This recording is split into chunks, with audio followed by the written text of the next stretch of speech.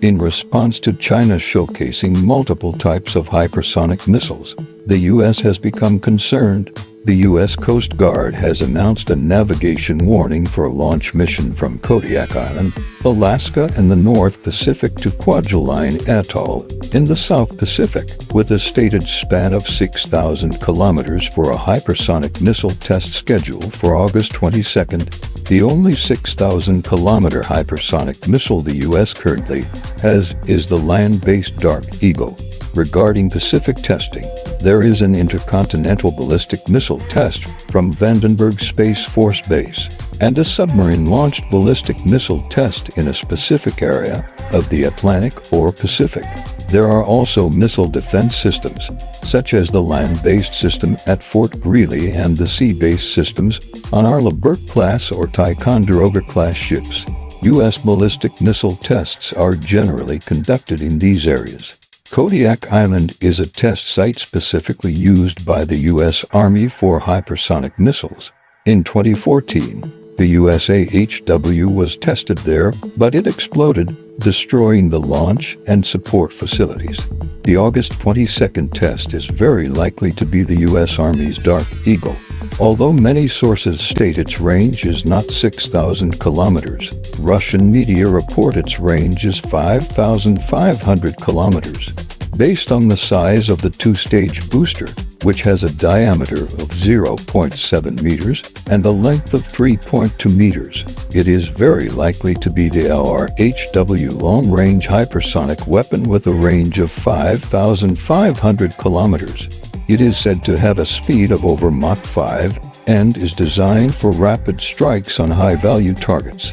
Regarding the U.S. military's hypersonic facilities, according to foreign media speculation, China's unmanned underwater vehicles UUVs are already capable of cruising off the U.S. west coast.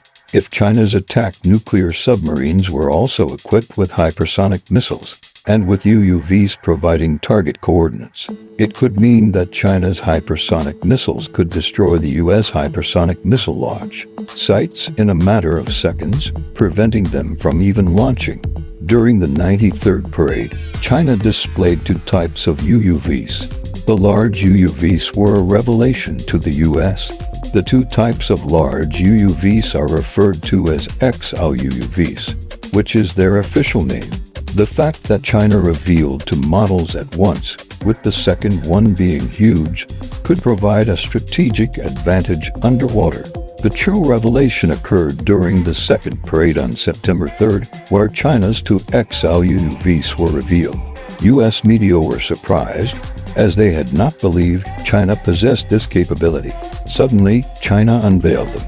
The U.S. media stated that without any prior knowledge, China's large-scale military parade suddenly showcased two XL UUVs. One of them was completely unconcealed, featuring a black hull with the designation AGX-01, although the meaning of the designation is currently unknown. Based on its size, which is comparable to a vehicle, the UUV is estimated to be 18 to 22 meters long and about 1.5 meters wide. It uses a pump jet propulsion system, a cruciform tail rudder, and has 4 lifting lugs for crane deployment into the water. At first glance, it resembles a heavy torpedo, but it is a large UUV similar to Russia's Poseidon nuclear torpedo. What surprised the world even more was the display of an even larger UUV. This second UUV was covered in canvas, and it had a large protrusion at the rear. It is longer than the first one, with an estimated diameter of about 3 meters. It also has a protrusion at the back with 2 sets of tail rudders, likely also using a pump jet and X-rudders. U.S. media analysis suggests that China is using UUVs to compensate for its submarine gap with the U.S. and Russia. While China does lag behind the U.S. and Russia in manned submarines, it is using UUVs for situational awareness, a concept that China is now emphasizing, similar to its land and air forces. The recent display of UUVs is particularly significant because they are the most secretive aspect of the Navy. While China is playing catch-up in manned submarines, it has quickly surpassed the US and Russia in UUVs, similar to the way it has excelled in new energy vehicles. China has suddenly taken a lead in the era of unmanned and intelligent systems. This has quickly narrowed the gap with the US and Russia, and it could be a case of cornering overtaking with new technology. In terms of situational awareness, China has clearly gained a significant advantage. Situational awareness leadership means that UUVs operate outside the submarine's activity range to gather information. For UUVs to operate effectively, they must have a data link. This is why Russia struggles with this. And although the US is also developing similar technology, China has suddenly produced two models. This suggests that China has mastered underwater data link technology. What specific technology they are using is unknown, but a data link is essential for coordination with submarines. This allows for the creation of an underwater network for mutual data transmission. The US research team was the first to develop UUVs and has more technological accumulation than China. However, their development speed is noticeably slower than China's, and the rate of engineering conversion is consistently decreasing. Foreign media speculate that China's technological advantage stems from its ability to quickly convert research into engineering, allowing for cornering overtaking. While the US rate of engineering conversion is declining, China has rapidly produced two models. The US is clearly behind China in this regard. China's years of accumulated experience in AI and drone technology can also be applied to UUVs. This makes it difficult for many countries to catch up.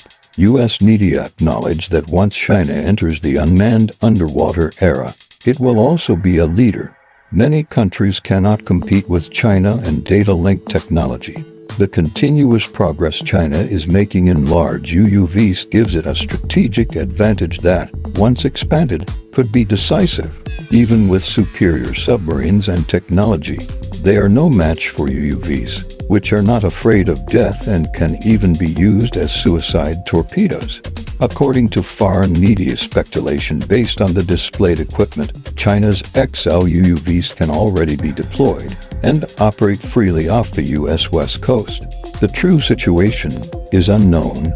If this is true, it means that China has solved the data link problem. To operate off the US West Coast, there must be a data transmission network. The key is how this network is established. Foreign media are consistently asking what communication data is being used.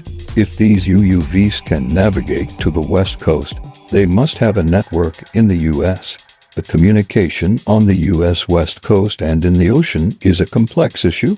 How is the data link established underwater? Since the UUVs generally do not surface, this vast underwater communication network technology is likely a closely guarded secret. China must have mastered it to build a UUV force. Establishing such an efficient underwater communication network is a problem that the US has not yet solved, not even with its nuclear submarines.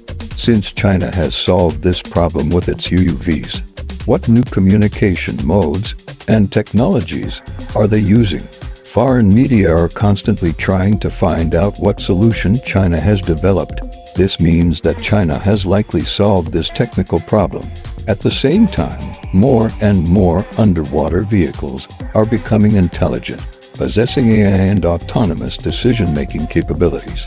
This is cutting-edge technology, adding AI to UUVs. In this area, China is also leading the US in military AI, not just civilian applications. In the area of underwater data links alone, China can tell the US that it does not have this capability and cannot achieve it. Besides building a satellite constellation, we can also build drone swarms in the air and fish swarms of UUVs underwater. With these unmanned systems, China can essentially level the playing field with the US in terms of naval, land, and air power. Unmanned combat is very low cost. There are no casualties. With a UUV swarm off the US West Coast, gathering intelligence, the U.S. would not be able to muster its forces and deploy them to the second island chain or the Japanese archipelago to counter China.